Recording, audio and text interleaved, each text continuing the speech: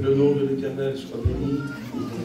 Je vais vous demander juste une petite chose, si vous me le permettez.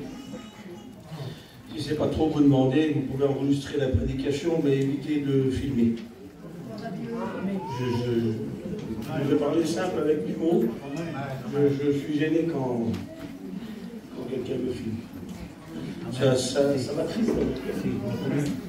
Ça m'attriste.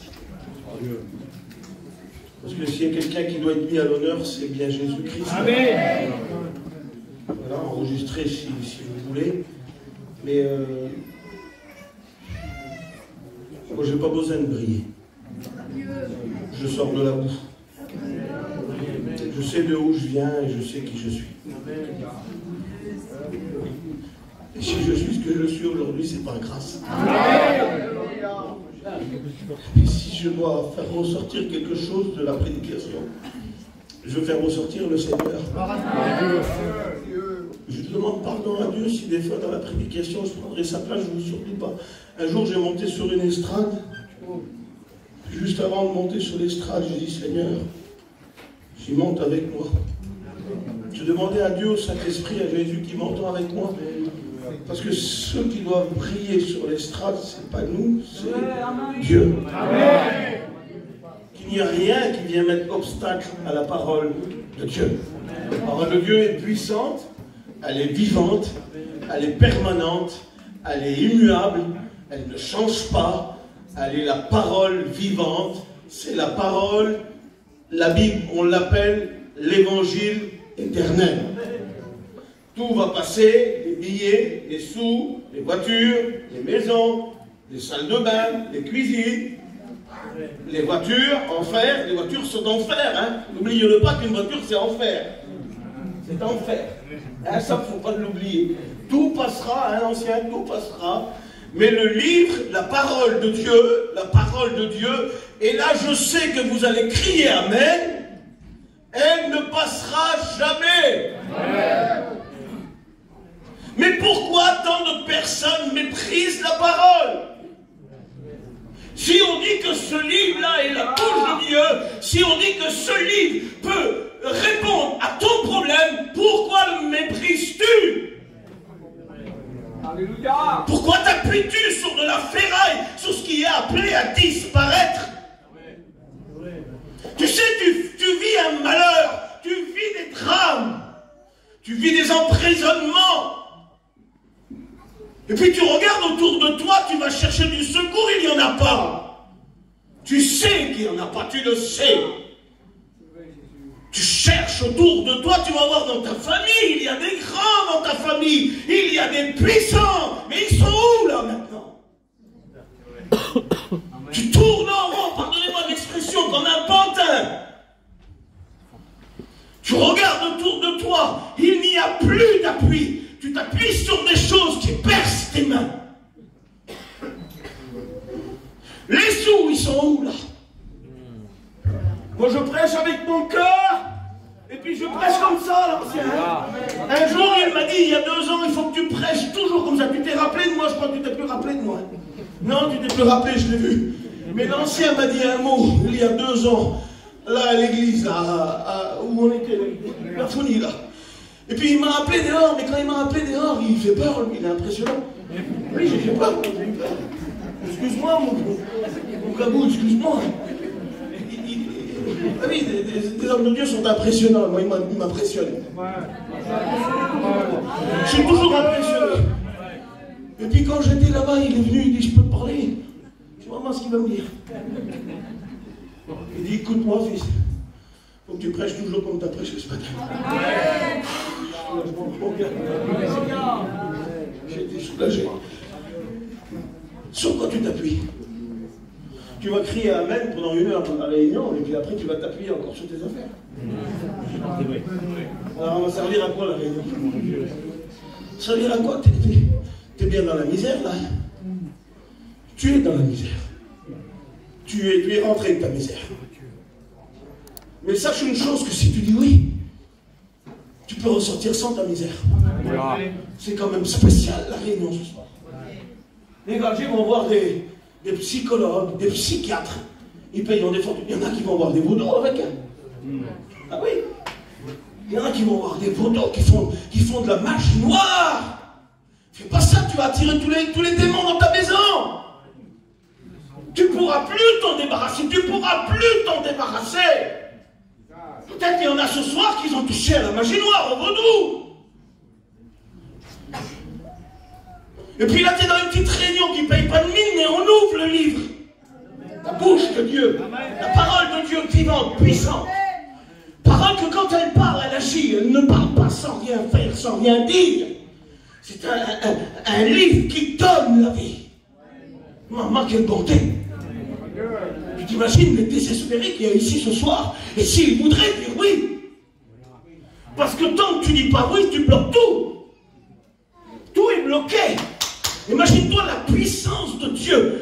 Hein, le psaume 147, il dit qu'il appelle les étoiles, elles lui obéissent, elles viennent à lui. Écoutez bien, elles viennent à lui. Et il leur donne à tous un nom. Les scientifiques disent qu'il y a plus d'étoiles dans le ciel que de grains de sable sur la terre.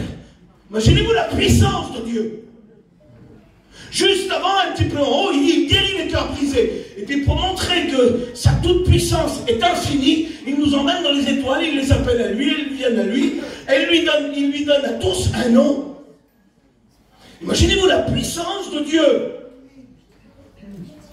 Vous prenez tous les déserts, toutes les plages, vous prenez la dune du Pilat là-bas à Arcachon. Si vous vous amusez à compter tous les grains de sable, vous auriez une grande barbe bien blanche que vous n'aurez pas terminée.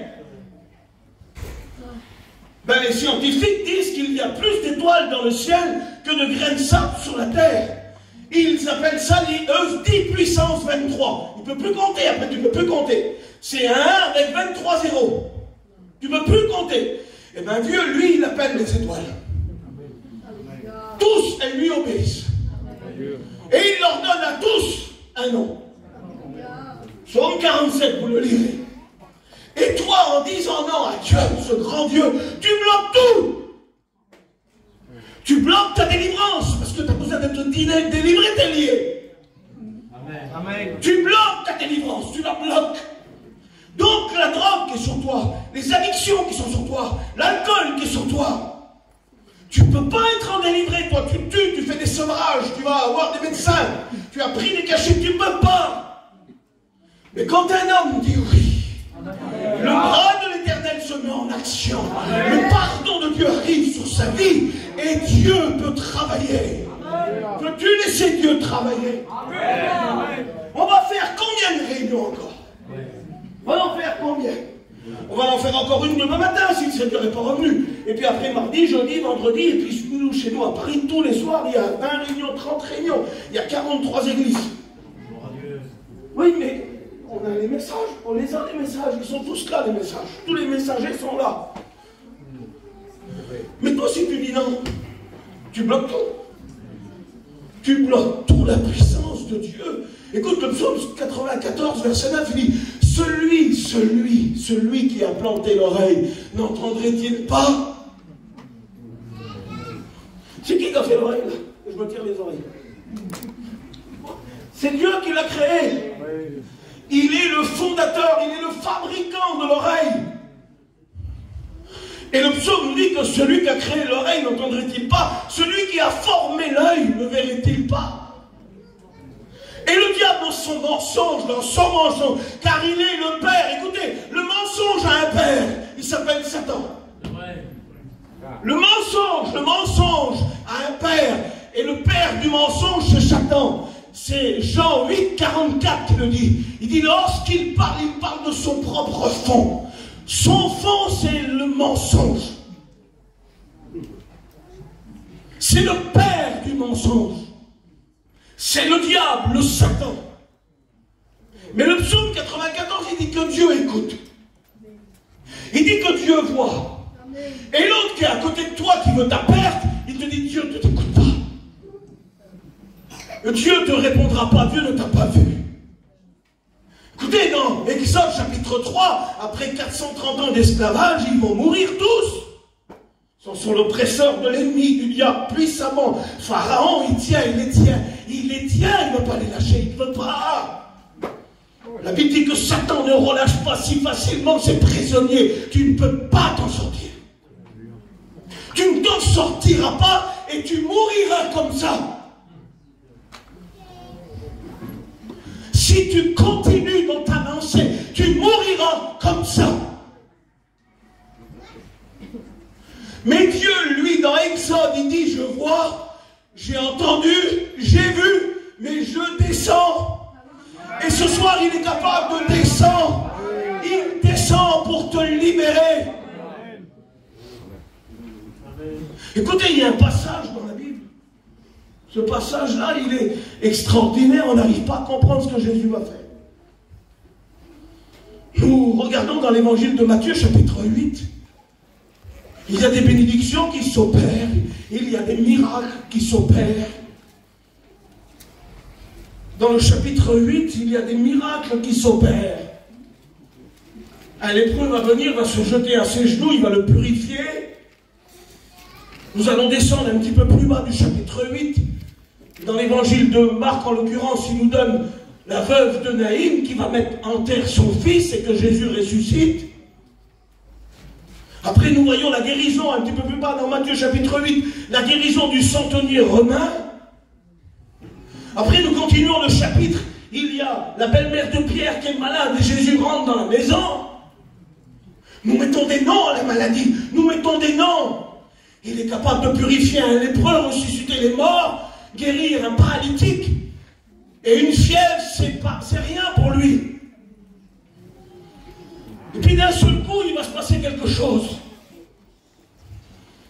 Nous n'arrivons pas trop à comprendre ce que Jésus va faire. Mais dans le cours du chapitre précédent, dans les cours, nous allons continuer la lecture et nous allons voir le cœur de Jésus va s'ouvrir pour quelqu'un. Écoutez, nous ici, on a une belle réunion, on a plein de personnes. Puis imaginez-vous qu'on met tout le monde dehors. Mettez-vous à la place de ce que Jésus est en train de demander. Il demande quelque chose au Seigneur. Des milliers de personnes sont là, ils viennent de voir les miracles. La Bible dit qu'il guérit tous les malades. Et on a emmené des possédés à lui, ils étaient délivrés. Puis Jésus va dire quelque chose, il va dire quelque chose. Il va dire, passons de l'autre bord. Ça paraît invraisemblable, ça paraît bizarre, pardonne-moi Seigneur, ça paraît étrange. Est-ce que vous connaissez le cœur de Dieu, vous? Est-ce que vous pouvez juger le cœur de Dieu? Est-ce que vous pouvez le juger? Est-ce que vous pouvez peser l'amour de Dieu? Personne ne peut juger le cœur de Dieu, ni le peser. Son cœur à Dieu, c'est la manifestation de son amour sur la terre. Son cœur est manifesté dans son amour. Et lui, ce qu'il veut, c'est libérer les hommes. Là, ça paraît bizarre. On a une belle réunion. Jésus renvoie tout le monde. Pourquoi il fait ça, alors? Pourquoi Jésus fait ça?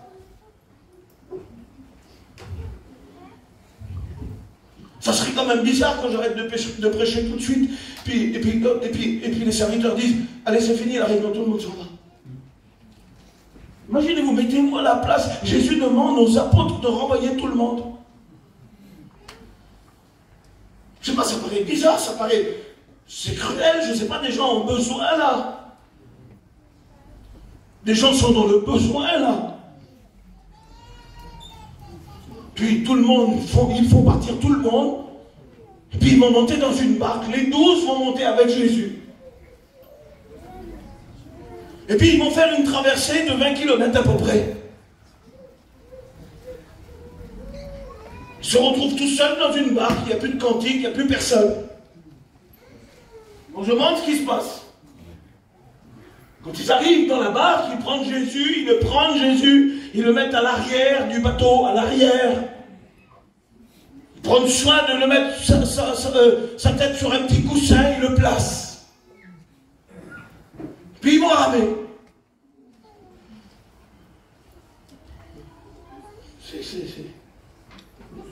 Je vois ça étrange.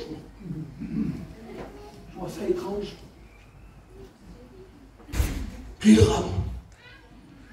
Regardez la manifestation de l'amour de Dieu.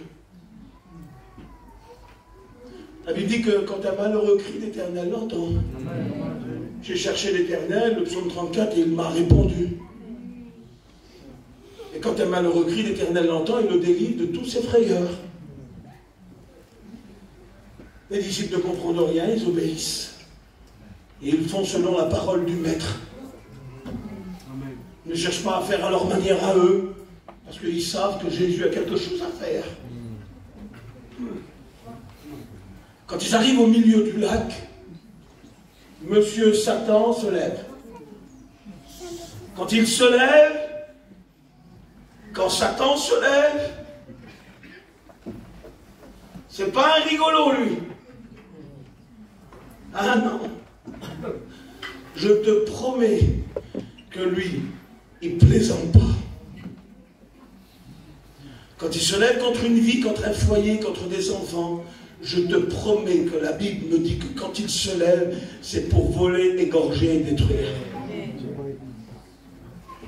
Je suis allé il y a quelques mois, j'ai été touché dans mon cœur.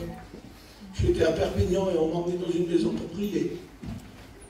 Quand je rentrais dans cette maison, j'ai vu devant mes yeux les ravages du diable. Les ravages du diable.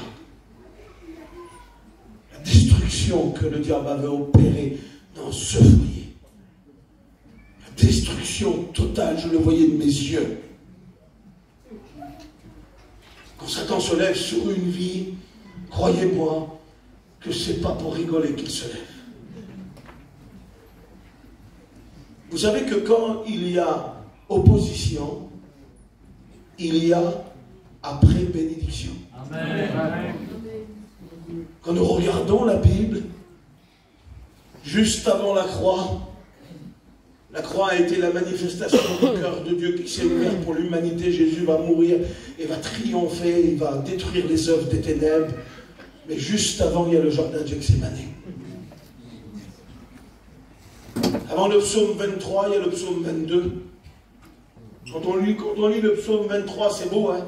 L'Éternel est mon berger, je ne manquerai de rien. Il me fait reposer dans de verts pâturages. Quel psaume! Mais juste avant, c'est la croix, la souffrance du Christ. Une bande de chiens m'environne, ils ont percé mes mains, ils ont percé mon côté. Et avant chaque grande bénédiction, il y a opposition. Quand Jésus, écoutez, va dire, passons de l'autre bord, il y a quelqu'un de l'autre bord que les disciples n'ont pas vu, que la foule nombreuse n'a pas vu. Mais comme Jésus, lui, il nous est dit dans le psaume 94 que celui qui a planté l'oreille n'entendrait-il pas, et celui qui a formé l'œil ne verrait-il pas, la traversée du lac fait à peu près 21 km. Et son oreille perçante de l'autre côté là-bas, il y a une personne qui vit dans le cimetière. Sa vie, c'est les ténèbres, sa vie, c'est la mort. Écoutez, s'il vous plaît. La Bible nous dit dans l'évangile de Marc qu'il y a un homme qui crie sur les montagnes. Et Jésus, lui, a écouté le cri du malheureux. Personne n'arrive à comprendre ce que Jésus est en train de faire. Il dit, faites partir tout le monde. Le cœur de Jésus est en train de battre. Le cœur de Jésus est en train d'aimer cet homme. Le cœur de Jésus veut aller vers cet homme pour le libérer. Le diable est en train de te dire que toi tu es un délaissé, un rejeté de la société. Mais le cœur de Jésus se met en route pour toi dans cette réunion ce soir. Il vient vers toi, il vient. Il t'a vu dans ta souffrance, dans ta dépression, dans ton angoisse. Il t'a vu là où tu vis une catastrophe. Tu es en train de vivre dans les ténèbres. Tu as tout perdu. Tu as tout perdu. Et aujourd'hui, il n'y a que angoisse, plaie, souffrance, douleur dans ton cœur. Et Jésus, lui, il t'a vu. Il a écouté. Et il prend sa barque et il vient. Il vient vers toi, il vient vers toi. Vous savez, les disciples sont en train de ramer dans la barque, ils rament. Et au milieu, les 10 premiers kilomètres sont tranquilles. Il y a des vies tranquilles, il y a des ministères tranquilles. J'aimerais dire en l'occurrence que quand vous mettez Jésus à l'arrière, tôt ou tard, Satan va se lever. Quand vous regardez dans l'évangile de Matthieu au chapitre 8, et que vous regardez tous les miracles que Jésus opère, il est toujours devant Jésus. Et par contre, sur le lac, c'est une autre affaire. Parce qu'ils reprennent les rênes de leur vie, c'est des pécheurs. Ils connaissent le lac sur le bout des ongles. Ils connaissent les vents contraires, les vents ascendants, les vents puissants qui viennent dévaler, ils les connaissent. Ils savent comment maîtriser quand il y a une tempête. C'est des maîtres de la pêche, des maîtres du lac. Nous sommes trop maîtres parfois. Nous devons redescendre de ce qu'on connaît. Nous devons relâcher ce qu'on connaît. Parce que des fois on connaît trop de choses. C'est à nous l'église, c'est à nous les chrétiens, c'est à nous la mission, c'est à nous le chapiteau. J'ai fait tant de baptêmes, je prêche mieux que toi, je connais mieux l'hébreu que toi, je connais mieux le grec que toi. Mais qu'est-ce qu'on s'en balance de tout ça? L'homme est en train de mourir là-bas. Il faut relâcher, il faut qu'on relâche. On est dans la dernière ligne droite. C'est fini, notre bord arrive. Un signal donné à la voix d'un archange, nous serons dans l'autre bord. Dans pas longtemps, nous allons. Nous allons dans pas longtemps. Mais pourquoi on met Jésus à l'arrière? Il y a des hommes et des femmes ici ce soir qui se prennent pour des grands chrétiens. Ah, moi j'ai la situation. Attends quand Satan va se lever dans ton foyer, tu vas voir ce que tu vas prendre. Tu vas voir ce que tu vas prendre. Quand lui il se lève, c'est pas du gâteau. C'est pas une tarte aux fraises, pardonnez-moi, qui t'apporte. C'est une destruction totale. Il y en a qui tiennent les rênes. Jésus reste bien derrière, hein, Jésus. Ah, pour un miracle, il le remet devant. Matthieu 8, il est devant. La résurrection, il est devant. Pour les miracles, il est devant. Pour les miracles, on veut Jésus, nous. Hein. Mais par contre, quand on est sous le lac, c'est bien nous qui tient les rênes de notre barque. Et quand on tient les rênes de notre barque, les 10 premiers kilomètres sont tranquilles. Ils font bon voyage. Un petit voyage. Jésus, tu dors bien? Ils ont même pris soin de le mettre sur un coussin. C'est l'évangile de Marc qui révèle ça. Ils ont mis la tête à Jésus sur un petit coussin. Repose-toi bien, mon Jésus, nous t'aimons. Pour l'instant, c'est nous qui dirigeons. D'un coup, Monsieur Satan, au milieu du lac, se lève. Moi, quand il se lève, celui-là. Alors, combien de fois tu as dû le voir lever dans ta vie? Combien de fois qu'il s'est levé dans ma vie? Il s'est levé toute la semaine contre la musique. Si vous sauriez ce que j'ai pris pour venir là. Si vous sauriez les misères, les misères et les misères et les misères. Toute la semaine, et j'avais même plus envie de venir tout à l'heure. Écoute, je vais te dire ça, je te dis ça, il dit où? Le train, il est où celui-là? Je l'ai appelé, je dis, il n'est pas annulé le train. Il n'est pas annulé le train. Il fallait qu'il soit annulé le train. Alors je le dis, je ne veux pas faire des triches. Je ne voulais pas. J'étais affaibli de toute cette semaine-là. Affaibli pour le message. Je dis, Seigneur, si je pourrais aider quelqu'un, et si, je ne sais pas moi, je donne la prédication, c'est pas moi, mais Seigneur, je vais y aller. Si tu veux sauver quelqu'un, Seigneur, sauve-le, je t'en prie. Écoutez, les disciples, ils savent qu'ils vont mourir, ils savent qu'ils vont mourir quand même. Sans prendre de côté la liste de chrétiens qu'ils ont baptisés toute l'année. Ils n'ont pas le temps de le faire. La Bible dit que les vagues se jettent contre la barque. Les tourbillons la font tourner. Ils n'ont jamais vu une tempête comme ça. Quand il dit, ah, moi j'ai baptisé 25 chrétiens. Ah oui, moi j'ai fait ça. Ils n'ont pas le temps, ils vont mourir. Ils sont tous unis ensemble. Parce qu'ils vont mourir. Et ils ont une seule chose à faire. Ils n'en ont pas 50. C'est réveiller le Maître. Amen. Je crois que dans les derniers temps où nous vivons, nous devons tous ensemble, l'Église de Jésus-Christ, je parle à l'Église, hein, parce que nous allons revenir après, parce qu'il faut aller de l'autre côté. Hein. Et l'autre côté, c'est celui-là qui est en train de souffrir. Jésus arrive, attends, Jésus arrive. Il n'a pas fini la prédication, il arrive. Je crois que dans les derniers temps où nous vivons, il faut que l'Église entière soit unie. Il faut se tenir comme ça. S'il faut réveiller Jésus, réveillons-le. Il faut lui redonner la place. Parce que ce qui se lève contre nous, ce qui se lève contre toi, ce qui se lève contre ton foyer, c'est pas une petite tempête normale. Parce que le texte littéral, il dit, sois muselé et enchaîné, il parle au diable directement. Puis les disciples sont étonnés. Mais qui est celui que même les vents et la mer lui obéissent? Quand Jésus est remis au centre de la barque, il est capable de faire taire Satan. Il est capable de calmer, là. Tu es en train de vivre une tempête, il est capable de la calmer. Et Jésus, lui, rien ne l'arrête. Quand il a décidé d'aller bénir, rien ne l'arrêtera. Il a décidé de me bénir à moi en 2003. J'étais chez moi, morceau. Il n'y avait pas de prédicateur, il n'y avait pas de barque. Il n'y avait pas d'apôtre. Il n'y avait rien. Il n'y avait rien du tout. Il n'y avait rien. Il y avait, pardonnez-moi, une vieille Bible que ma femme dévorait, avec la couverture tout craquée. Elle valait 5 €. 5 €. Ce soir-là, il est venu avec sa petite barbe vers moi. Que je l'aime au Seigneur. J'avais rien demandé. Mais il connaissait mon cœur, j'avais besoin de lui. Il savait que je ne m'en sortirais pas tout seul. Tu t'en sortiras pas tout seul. Je te promets que tu vas couler. Tu vas rester, pardonnez-moi s'il vous plaît, moi je n'ai pas d'autre mot. Tu vas rester dans ton cimetière. Tu vas rester dans ta misère. Et lui, tellement il souffrait, il en avait marre de souffrir. Il prenait des pierres et se meurtrissait. Ce n'est pas des pierres que tu prends, toi, c'est de l'alcool. C'est de la drogue. C'est toutes ces choses qui détruisent tout ton corps entier. C'est ça que tu es en train de prendre, toi. Tu n'arrives plus à t'en débarrasser, tu n'arrives plus. Puis Jésus arrive. Quelle bonté quand il arrive. Quand il arrive dans une vie, il change tout. Amen.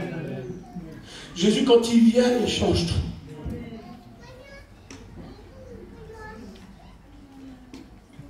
Je voudrais te poser la question, ce serait vraiment ça. Je ne voudrais pas faire de manière. Je ne voudrais pas faire de manière. Amen. Tu veux t'en sortir? Tu veux t'en sortir? Regarde Jésus, il lui reste encore quelques kilomètres avant qu'il arrive vers toi. Là, il est tout près, ça y est, il est tout près. Et là, il est là. Est-ce que tu vas faire comme cet homme? Cet homme, on lui met quand même des chaînes aux pieds. Il brise les chaînes, il n'arrive pas à tenir. Toi, tu veux rester chez toi avec tes petits, t'arrives pas. T'arrives pas. Faut que tu sortes, faut que tu t'en vas. C'est vrai. Faut que tu vas faire tes magouilles. Tu vas rester à ta petite maison tranquille. Lui, le diable lui avait pris ses enfants, sa maison, sa famille. Pourquoi il est dans le cimetière? Pourquoi il dort dans le cimetière? C'est quand même bizarre, il dort là où il y a des sépulcres. Il y a peut-être quelque chose qui a brisé sa vie, son cœur. Peut-être quelqu'un dans le cimetière, quelqu'un qui l'aimait. La vie, il a tout pris, tout détruit. Vous savez que c'est une abomination, et ça je ne sais pas pourquoi je le dis, mais c'est une abomination à l'Éternel de prier les morts. Deutéronome 18, il le dit, c'est une abomination à l'Éternel. Pourquoi il a été possédé de 6000 démons? Qu'est-ce qui s'est passé? Qu'est-ce qu'il y a eu? Peut-être il est arrivé dans le cimetière et il s'est mis à prier. Il a invoqué les esprits. Il a invoqué les esprits. Puis un est rentré, un deuxième est rentré. Puis comme son affaire a duré très longtemps, il a tout perdu, et 6000 est rentré. Quand tu as 6000 habitations démoniaques en toi, tu ne peux pas t'en sortir. Il n'y a qu'un seul qui peut nous en sortir. Il arrive avec sa barque. Il arrive avec sa barque qui s'appelle Jésus. Il n'y a qu'un seul qui peut te sortir de là où tu es. Il s'appelle Jésus. Amen. La prédication que je suis en train de prêcher maintenant, je sens que dans mon cœur, Dieu est en train de parler à quelqu'un. Mais le diable ne veut pas. L'opposition de cette semaine, l'opposition de cette journée, elle continue encore, même là, en train de prêcher. Parce que comme le diable ne relâche pas si facilement ses prisonniers, il ne veut surtout pas te relâcher. Il ne veut surtout pas. Un jour, quand j'ai donné mon cœur à Dieu, quand j'étais sous ce soir-là, j'ai donné mon cœur à Dieu. Et puis le même soir, j'ai été appelé au ministère. Vous vous rendez compte? Le même soir, j'ai donné mon cœur à Dieu. Et le même soir, le Seigneur disait, continue de lire, j'ai été appelé au ministère. Je ferai de toi un pêcheur d'hommes. Et puis le lendemain, le diable est venu, il est revenu. Et quand il est revenu, je ne voulais plus parler à personne. J'étais renfermé vers moi dans le camping. Et mon frère Samy est monté. Il s'est assis à côté de moi. Et il m'a dit ça. Il m'a dit, hier, tu as donné l'autorisation à Jésus de rentrer dans ton cœur.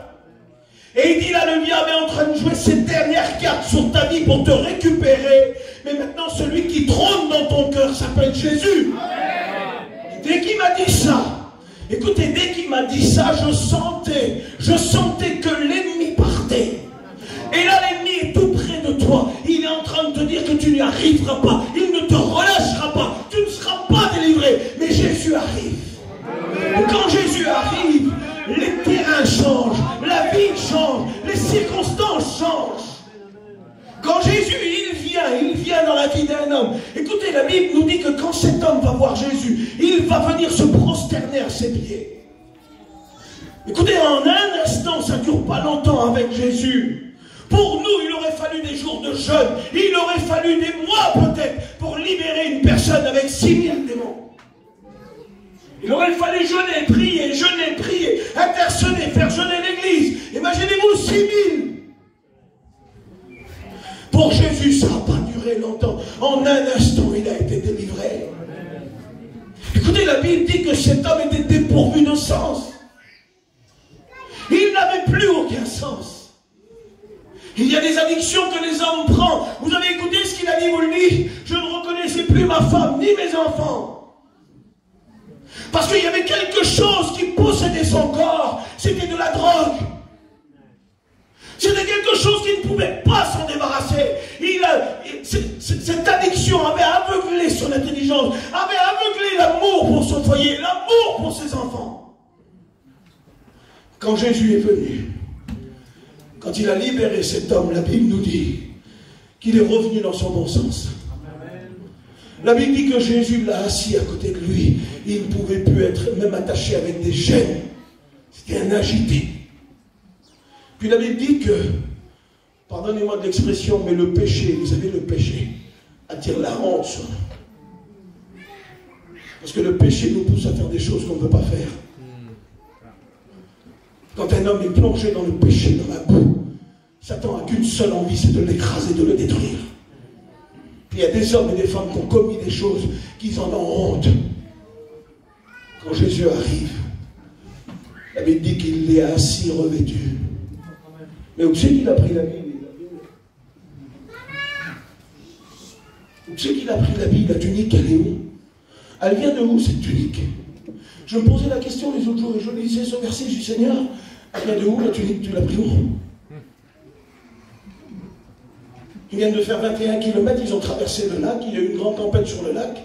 Il a dit de l'autre côté, vont renvoyer la foule. Regardez l'amour de Jésus. Quand Jésus arrive pour libérer un homme, il le libère de son péché, mais il enlève la honte qui est sur lui. Parce que de l'autre côté du lac, je pense, c'est ma pensée, que Jésus a pris soin de prendre une petite tunique et la mettre dans la barque. Parce qu'il avait quelqu'un à revêtir. Quand on est pardonné par le sang de Jésus, la Bible dit qu'il nous revêtit un vêtement blanc.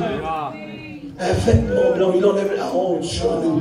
Le souverain sacrificateur avait taché ses vêtements. La honte était sur lui. Mais Jésus est venu, Dieu est venu la libérer. Mettez-lui des habits de fête. Quand le sang de Jésus passe sur un homme, il le pardonne de son péché. Et il efface toutes ses transgressions. Peut-être que tu as honte.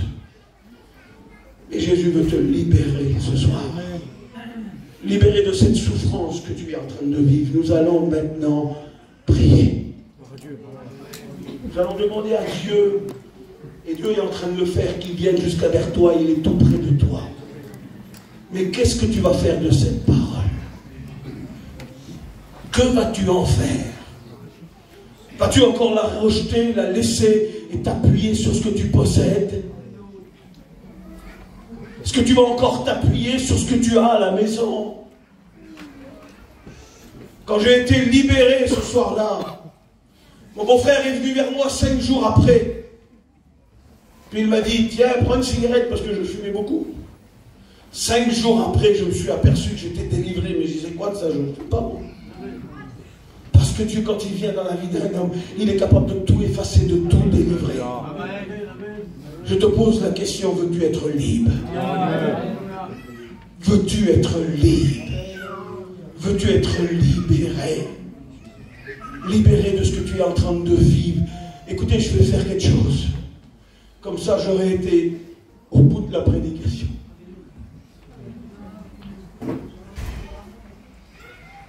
J'aurais été au bout de la prédication. Comme ça, on va faire tout ce qu'il y a à faire. Jésus est en train de te voir. Il a écouté tes cris hier. Comme il a écouté cet homme. Et il est venu. Et ce soir, il a écouté tes cris, il a écouté ta prière hier ou avant-hier, je ne sais pas. Et puis il déplace la réunion, il fait la mission. Parce qu'il a envie de te dire ça. J'ai écouté ta prière. Et j'ai vu ta souffrance. Et maintenant, je viens vers toi. Vous voudrez compris, s'il vous plaît? Je voudrais compris. Je voudrais compris, Seigneur. Que le salut